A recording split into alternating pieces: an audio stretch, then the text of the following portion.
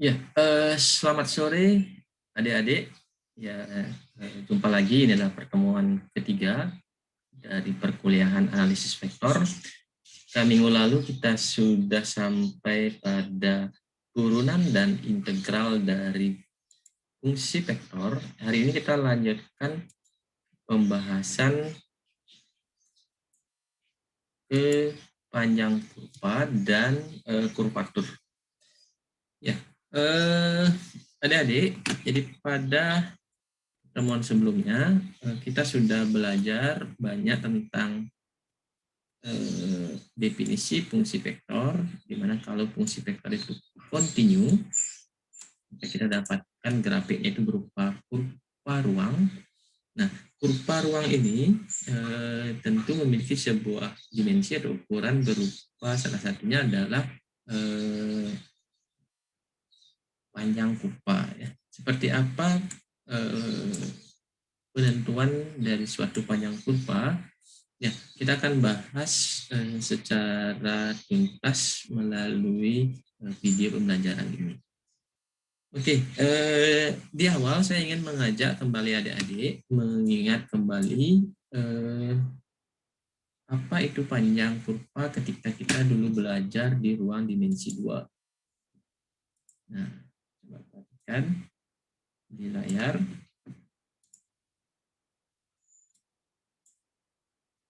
Ya, dulu mungkin kepada adik-adik ketika belajar persamaan parametrik, jadi dikenalkan bahwa panjang kurva bisa ditentukan dengan formula seperti di samping. Itu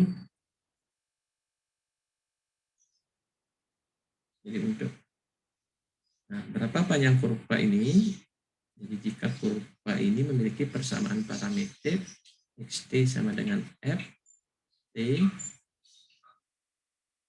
kemudian gt sama dengan gt, dengan batas interval adalah dari A sampai B.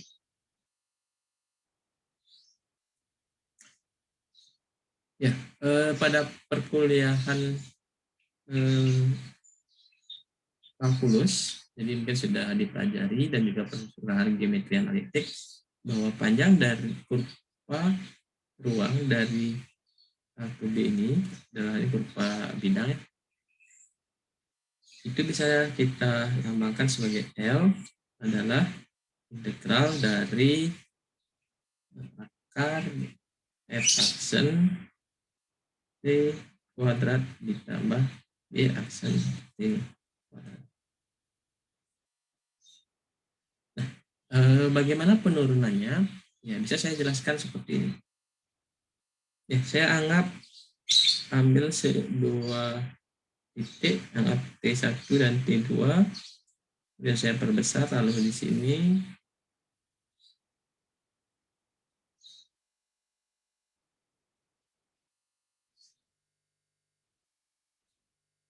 ya, saya ingin menurunkan bagaimana rumus dari panjang kurva ini diturunkan.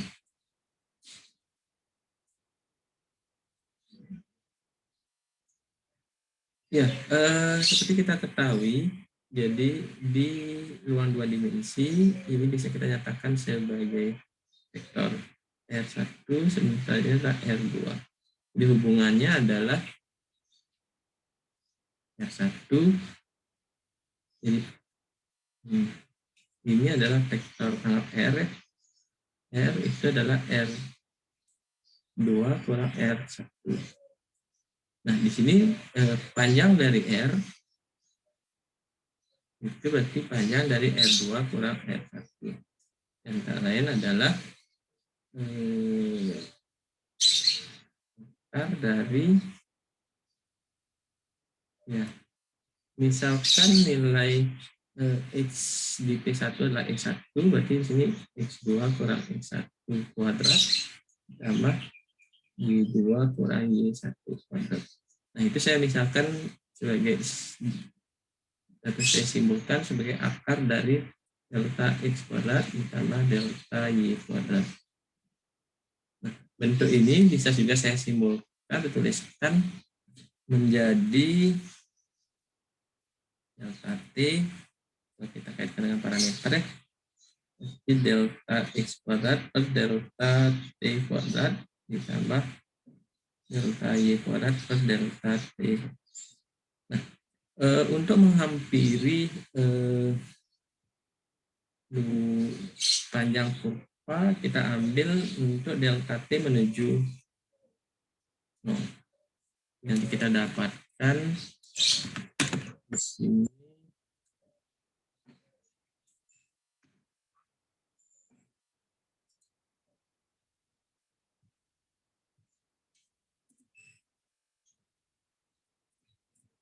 kita dapatkan panjangnya itu adalah delta T dikali akar dari delta X kuadrat ditambah delta Y, atau delta T dikali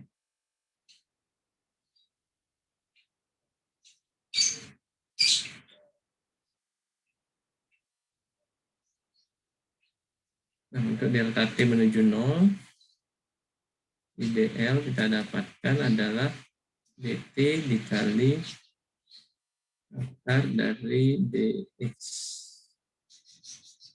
kuadrat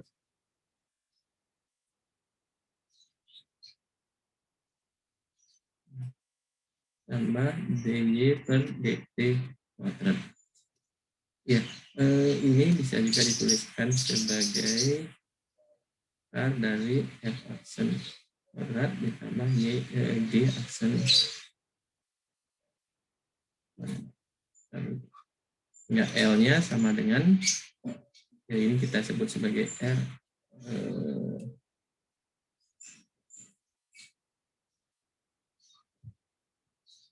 DT batasnya dari A sampai B. Ya, jadi itu penurunan rumus panjang kurva.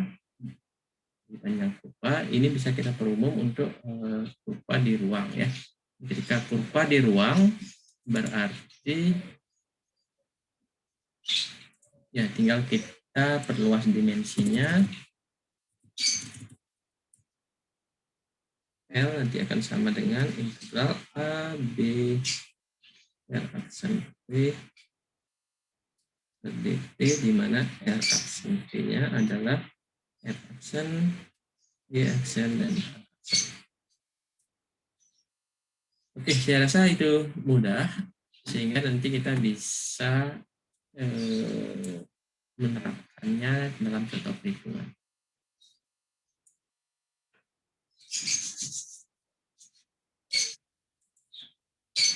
Ya, coba adik-adik perhatikan contoh satu yang ada di buku ya. Nah, saya jelaskan seperti ini.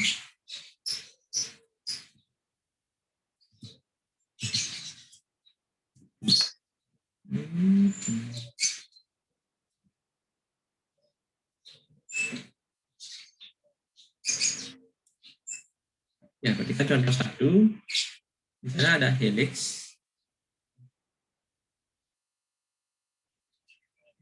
dengan kesamaan RT sama dengan cos T, sin T, dan T. Nah, ingin dicari panjang kurva dari batasnya A-nya adalah, A-nya nggak diketahui, ini titiknya adalah 100 menuju ke 10,2 pi. Nah, dari sini, nah T-nya dalam T, titik ini merupakan batas increase ya, naik 0 T sampai 2 pi. Tapi di sini kita perlu mencari integral dari R aksen batas dari 0 sampai 2 pi, integral dari R aksen T. Yang kita butuh R aksennya di sini adalah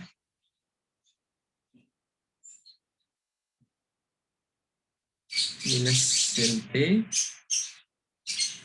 cos T 1. Yang besar dari R aksen T adalah akar dari sin kuadrat tambah cos kuadrat T ditambah 1. Jadi akar dari 2. Dengan demikian bisa kita cari panjang kurva dari titik yang diketahui itu adalah 0,2 pi akar dari 2 titik. Hasilnya adalah akar 2 T dalam batas 0 sampai 2 pi. Hasilnya adalah akar 2 kali 2 pi dikurang 0. Jadi 2 akar 2 pi. Ya, kita cocokkan hasilnya dengan yang tertera di buku. Ya, jadi sama ya, 2 akar 2 pi. Saya rasa ini tidak terlalu susah. Jadi yang penting Anda mengetahui batas dari integral yang bisa dicari dari identifikasi parameternya dari titik yang diketahui, baik titik pangkal maupun titik ujung. Kemudian mencari R aksen beserta besar atau norm dari R aksen. Ya, silakan dicermati latihan-latihan yang terkait. Nah, berikutnya saya ingin mengenalkan sebuah istilah baru di sini, yaitu parametrisasi. Nah, seperti kita bahas di geometri analitik, persamaan parameter bisa diubah ke bentuk lain yang ekuivalen dengan cara parametrisasi. Sebagai contoh yang diberikan di buku, saya ingin memparametrisasi fungsi vektor T kuadrat T pangkat 3 yang semula batasnya adalah dari 1 T sampai 2. Saya akan parametrisasi dengan memisalkan T itu sebagai eksponen U. Dari sini kita peroleh bahwa U-nya adalah ln T. Sehingga untuk T1 kita dapatkan batasnya ln 1 U ln 2. Nah, ln 1 kita ketahui nilainya adalah 0 ya. Nah, sekarang tinggal memparametrisasi ke parameter baru yaitu U. Nanti kita dapatkan parametrisasinya adalah T-nya adalah E pangkat U. Di sini E pangkat U kuadrat. E pangkat U pangkat 3. Nah, jadi kita ketahui itu kan pangkat dipangkatkan berarti perkalian ya. Jadi E pangkat U, E pangkat 2U, E pangkat 3U. Batasnya adalah 0 U sampai ln 2. Nah, itu contoh parametrisasi. Nanti di mana ini digunakan? Ya, kadang-kadang kita menghitung panjang kurva, bentuk dari besar turunannya itu kadang-kadang rumit. Sehingga dengan mengubah parameternya, kadang-kadang pengintegralan menjadi lebih mudah. Oke, sampai sekian dulu tentang panjang kurva ruang. Akan jeda sebentar dan nanti kita lanjutkan ke fungsi dari panjang kurva.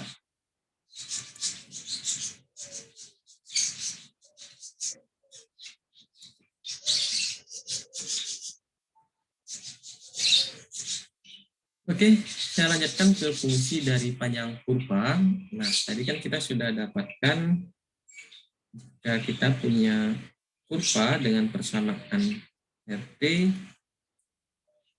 FGH. Nah, kita ketahui bahwa panjang kurvanya L adalah R aksen dari T dt, batasnya dari A sampai B. Nah, semisal kita ingin membuat sebuah fungsi T, sebut saja ST, di mana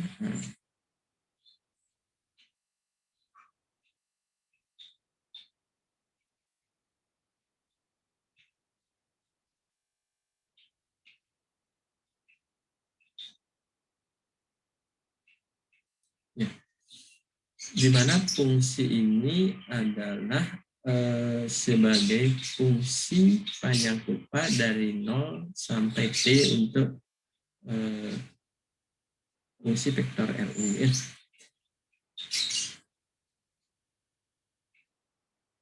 Ya, maka nanti kita akan dapatkan sesuai dengan teorema fundamental bahwa ds dt itu nanti akan sama dengan R aksen T. Ya, jadi besaran ini akan bermanfaat pada jika kita kaitkan dengan parameterisasi yang sudah kita singgung sebelumnya. Ya, seperti apa implementasinya? Kita perhatikan contoh 2 ya.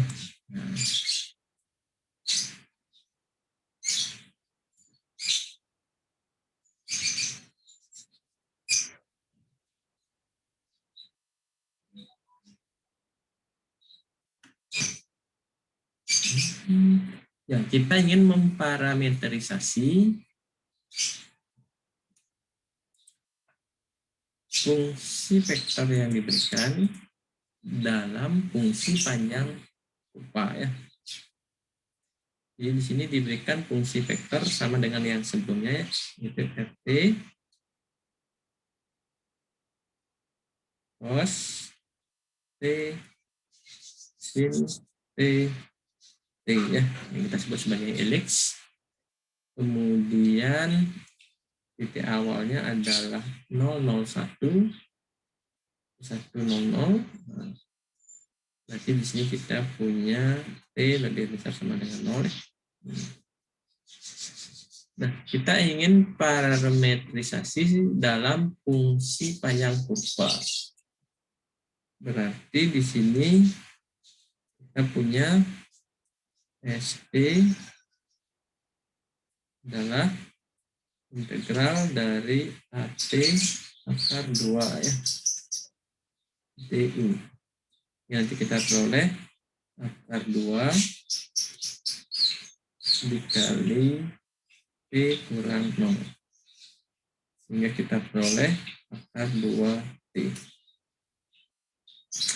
Sehingga parametrisasi dari elips ini dalam ST kita dapatkan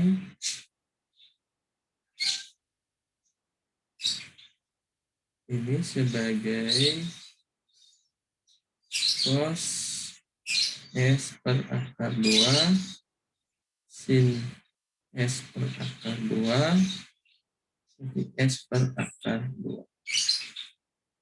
Nah, bentuk parametrisasi dari fungsi vektor helix ini bisa saya berikan salah satu manfaatnya adalah begini. Tentukanlah titik pada helix yang panjang kurvanya adalah misalnya 5 dari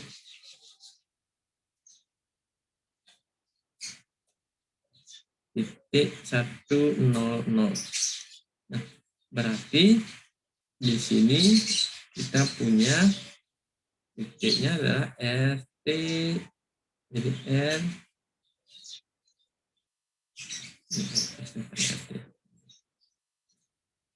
LS. Nah, kita S-nya ini 5 panjangnya dari ini. Nanti kita dapatkan titiknya adalah cos 5 per akar 2 sin 5 per akar 2 5 per akar 2. Jadi inilah titik atau posisi di mana dari titik 100 panjang heliksnya menuju ke titik ini adalah 5. Nah, tentunya kalau kita gunakan cara lama untuk menghitung, ya itu agak lama. Tapi dengan parameterisasi itu menjadi mudah menentukan titik yang panjang kurvanya 5 bergerak dari 100. Oke, mudah-mudahan bisa dipahami. Saya akan lanjutkan ke pembahasan berikutnya, yaitu tentang kurvatur. Tapi sebelum lanjut, silakan Anda coba latih sendiri ya soal-soal yang ada di buku maupun tugas yang diberikan. Untuk video ini saya sudahi dulu. Nanti saya di video kedua akan menjelaskan tentang kurvatur normal, binormal, serta bidang normal dan bidang ekskulatif. Demikian mungkin, jangan lupa untuk lanjut nanti ke video berikutnya. Terima kasih.